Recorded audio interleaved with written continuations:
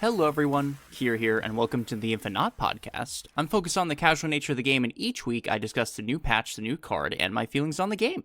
Let's hop into it. So this week, we had a pretty huge OTA balance update that has really swung things, in a pretty surprising way, and I'll definitely be excited to talk about that, but we also have a number of new cards to talk about, including Diamondback, but also the 3 new cards from Sanctum Showdown, which we'll also need to talk about. So there's a lot to cover in terms of both the way these cards have landed, the way Diamondback has landed, the OTA. I mean, there's just a ton to talk about, so I'll try to keep things brief. Okay, let's start with Diamondback. Diamondback is a 3/3 that says, ongoing enemy cards afflicted with negative power here have an additional -2 power. And yeah, I mean, when I saw this card on release, I was just thinking, like, it's so, like, we've seen what happened with Ajax, right? It's just so easy to throw this into an Affliction deck, and the numbers are good, right? You're getting a 3/11 if your opponent's board is full, and unlike some other Affliction cards, right, this is specifically enemy cards, so, like, yeah, of course this is going to be good. It's an effective 3/11 that you can throw down at the end of the game with a Mystique in that Ajax deck, and yeah, it's fantastic. Now, of course, there is a huge caveat with all of this, and that's that Luke Cage is a card. Yeah, that's what I have to say. 5 out of 5 release.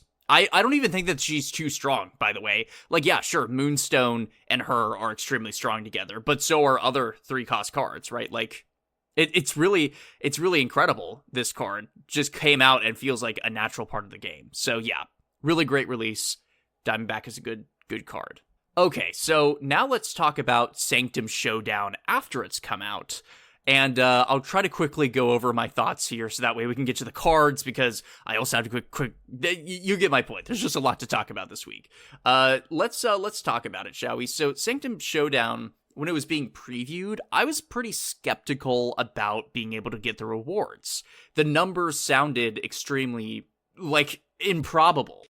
But guys, I'm being honest, this is probably the best way they could have done this. First of all, I think it's important that I had my expectations set. Before this mode came out, we were all talking about, like, oh my god, you can get Series 4 and 5 cards, and there's 3 new cards you can grab in here, and there's all sorts of emotes and borders and all this stuff.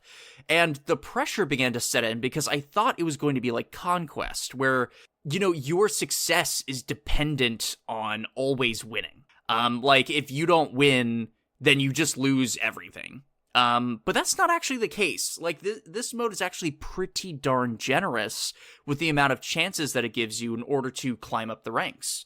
For reference, and you know me, like, I rarely have time for a mode like this. But I'm already at Disciple rank, and, like, that feels good to me. And for reference, that's 4 out of the 6 ranks you can get. Like, and I barely had to play. Like, I won some, I lost some, and I've gotten in, probably about 10 games a day, give or take. And I think a huge part of that is that the Twitch drops were just so helpful in helping me, get that boost of progress. You got what is the equivalent of 3 ranks off of Twitch drops, which is, yeah, I mean, that's incredibly powerful. And I'll tell you, I got one of the new roles for a Summon a Portal card, so I got Laufey, which is cool. I was kind of hoping for Gorgon. Like, I felt like that would be pretty cool, and Uncle Ben is just funny. I think that's a funny card, but yeah, I mean, Laufey, we'll talk about it, is probably the best card, just in terms of its out-of-the-box playability. So, like, I'm not too mad about that.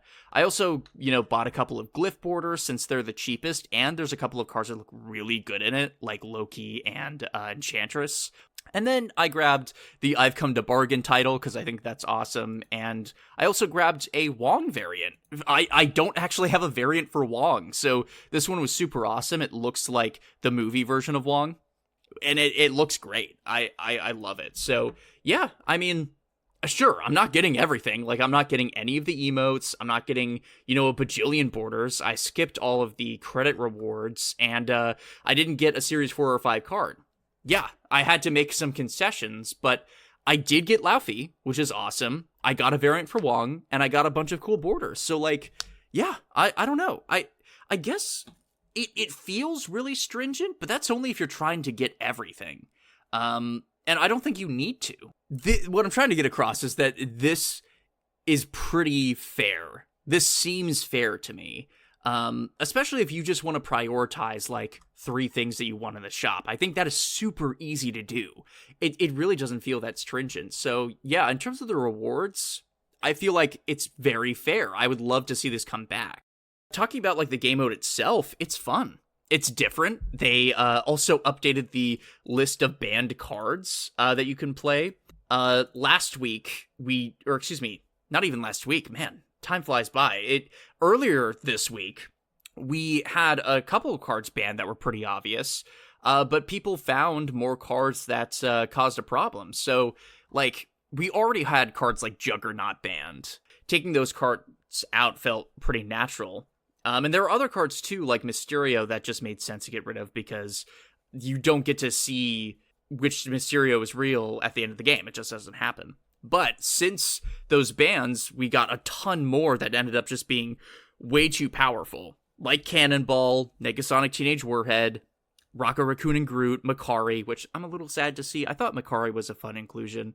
But most importantly was Scream. I was shocked that they looked at Scream and said that she was too powerful. Because, yeah, I mean, it's a powerful deck already on ladder, and then you combine that with the manipulation you have, moving people's cards, and it becomes a little too much.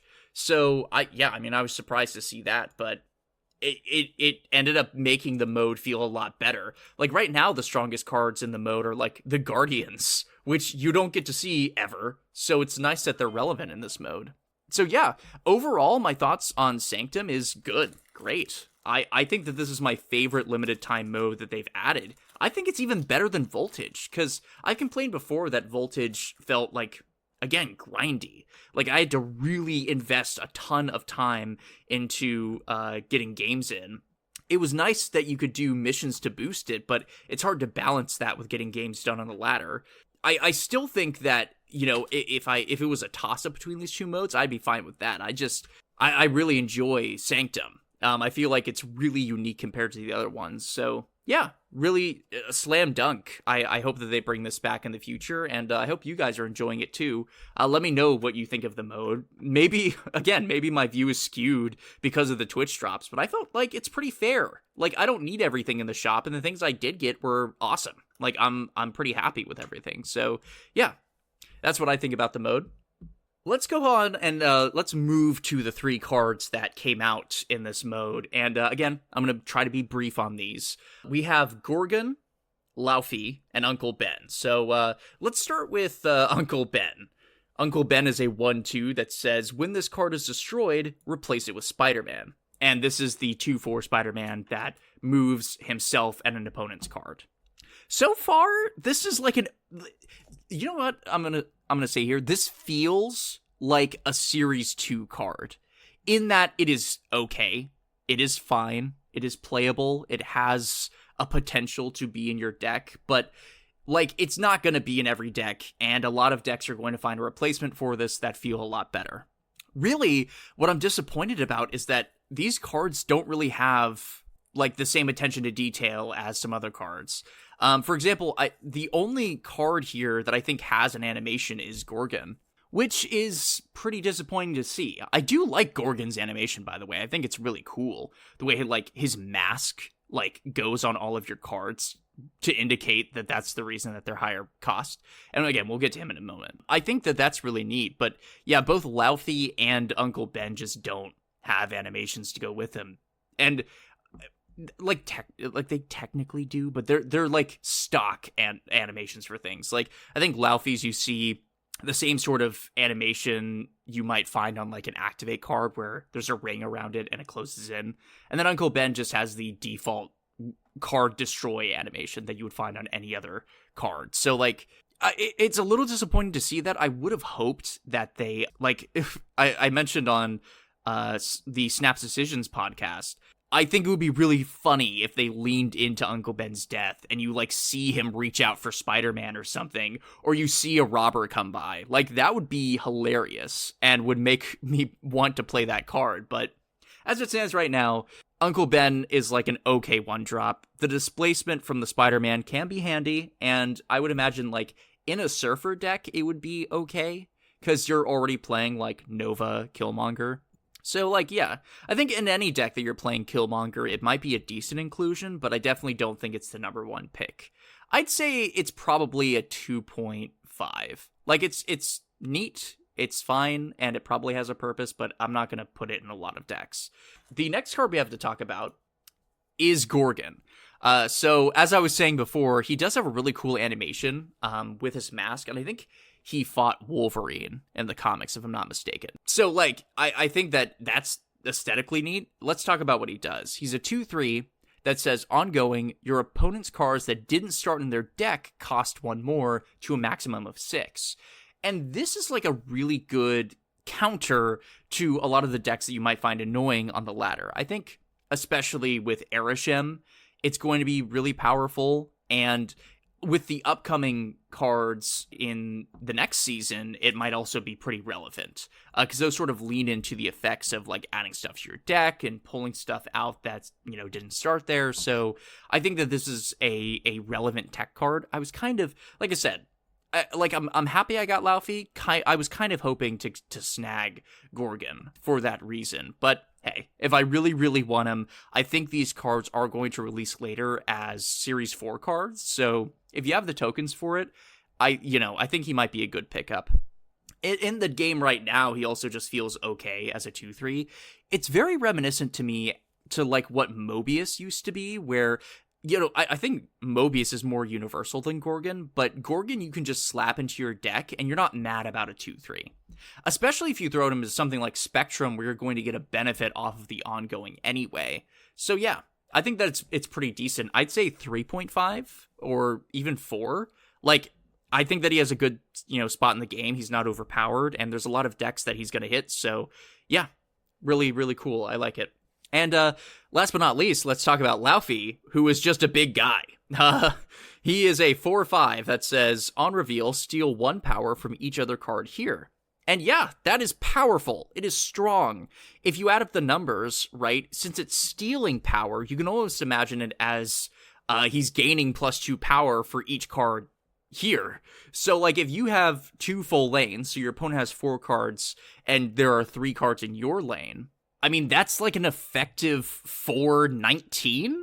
And look, like, yes, it's stealing power from your cards, so the benefit might not be as high there. You could probably more think of it as like a 4/13, which, by the way, is still incredible. Like, a 4/13 is nothing to scoff at. So, like, yeah, that's kind of incredible, and it's going to be an amazing card in Affliction decks.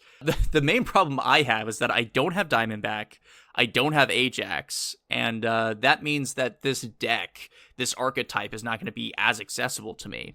Still, I think he might even have a place as, like, a sort of Spider-Woman, where it's like, if your opponent's lane is full and you throw this down, it could be better than something like Man-Thing, you know? Because Man-Thing's restriction doesn't account for other cards above 3 cost. So yeah, I think that this is going to be an awesome card. I'm going to probably see it a lot in that Ajax archetype, and it's probably a 4 out of 5 release. The biggest thing that makes this card strong too is if you do sap your own cards and then Luke Cage, then we're talking about that ridiculous stat line from before, you know, that like 19-ish power at his best. Right, because Luke Cage is retroactive, but you can do that after he steals the power. So yeah, I mean, this is really great. I think that this card is going to slap. All right, now we have the OTA balance updates, and I'm gonna have to do some magic in editing to make sure that I get through all of these, you know, efficiently.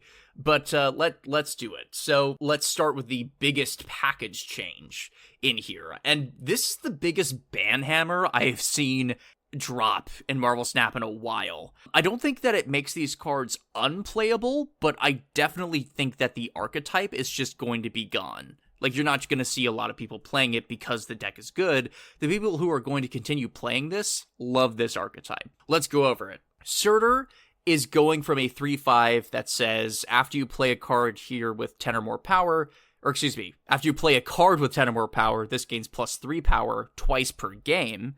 They did add that restriction, right? So it would be a 3/11. Now it says 3/5, after you play a card here, a card with 10 or more power, this gains +2 power. So effectively, right, you play this on 3, you play a 10 power card on 4, this goes to a 3/7. You play a 10 power card on turn 5, this goes to a 3/9. And why is this important? It's because of Scar, right?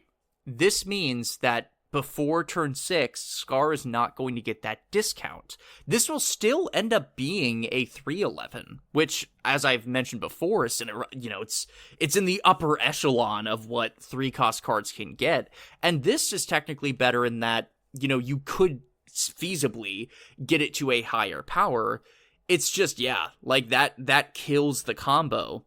So if you're going to be playing Surtur in a deck, it's going to be one that doesn't include that whole package. You're probably looking to get this to somewhere like 3/9 or 3/11, and you're just fine with that.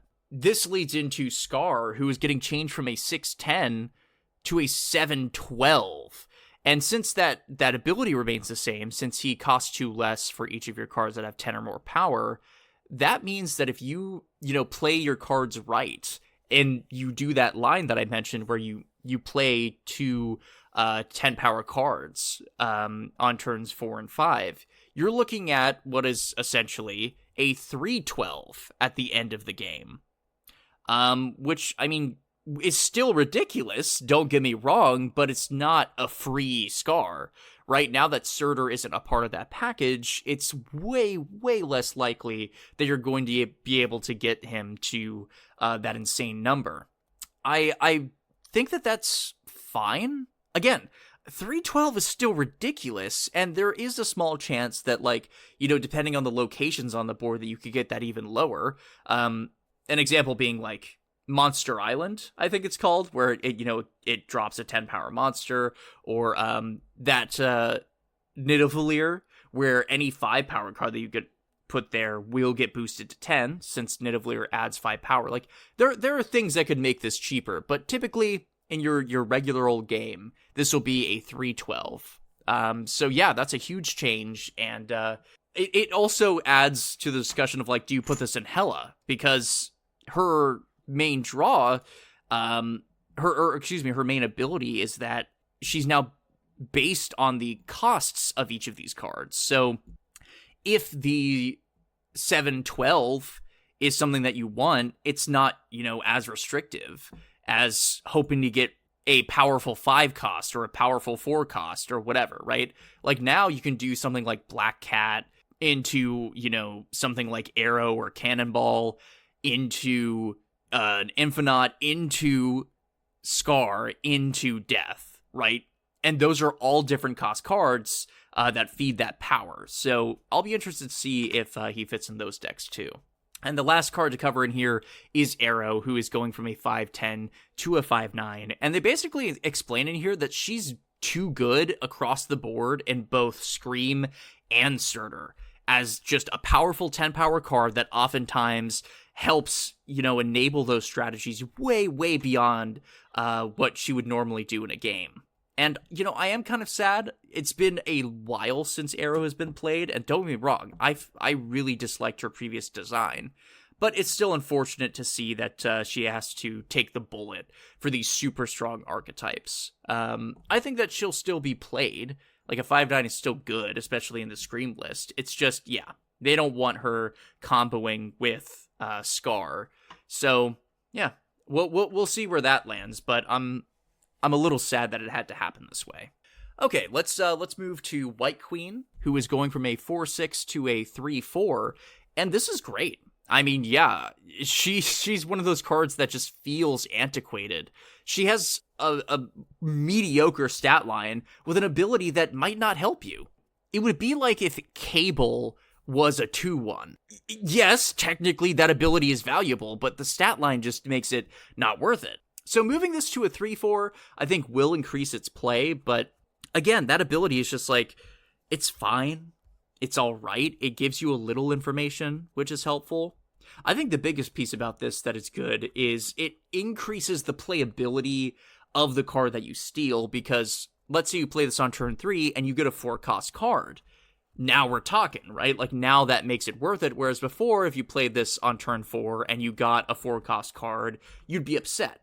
So, like, there's a little bit more range there, but I'd be surprised if this got a ton more play.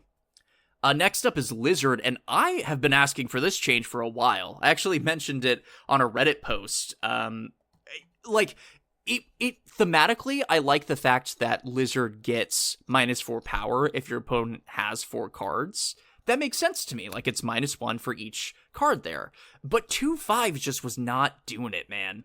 I think this makes a lot more sense, not only because it rewards you for comboing it with things like Zero and Sauron, but it also makes it so that this ends up being a 2/2, which is not good, mind you, but it can still contest with a 1-drop, right? You're investing 2 energy in here. It should be able to contest a 1/2 at its worst.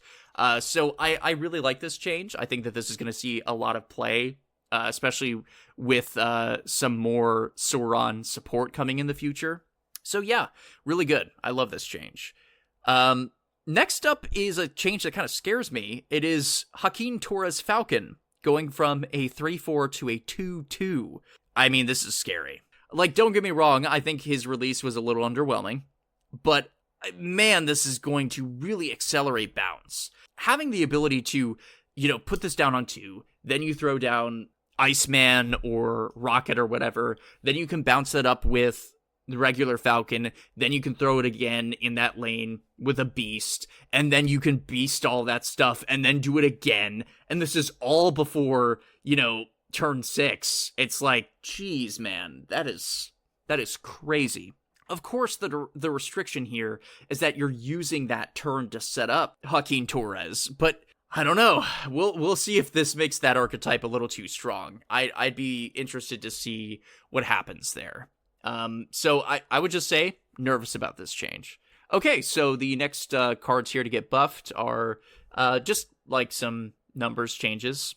We've got High Evolutionary going to a 4/7. And yeah, I mean, fair. The High Evolution archetype has not seen a lot of play, although I would have much preferred them looking into changing the strength of cards like The Thing, who is seeing absolutely no play in that archetype. And obviously, they can't change the numbers of those cards since they're base cards, but if you remember, they changed The Thing's ability going from being able to hit a card multiple times to having to hit 1 card each time. So he has to have 3 enemy cards in a lane to get the full benefit out of his power, whereas before, he would just always hit 3 times. So if they had 1 card in the lane, he would throw a brick on it 3 times, it'd lose 3 power, and he'd effectively be a 4/9. So yeah, I would have preferred to see that over a 4/7 High Evolutionary, but this does, I mean, every point matters in this game. So, not terrible. I don't hate it.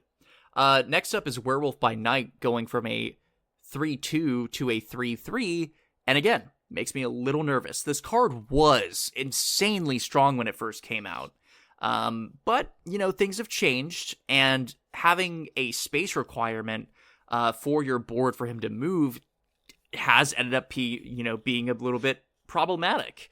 You want to play a lot of cards down by the end of the game, so yeah, we'll see where it lands. I would assume, it's probably not going to be in every bounce list, but the bounce lists that it will be a part of are going to be pretty scary. Okay, last but not least, Annihilus is going from a 5/6 to a 5/7, and this feels fair to me. One of the biggest changes that we had was to Viper, who was changed from being random to targeted.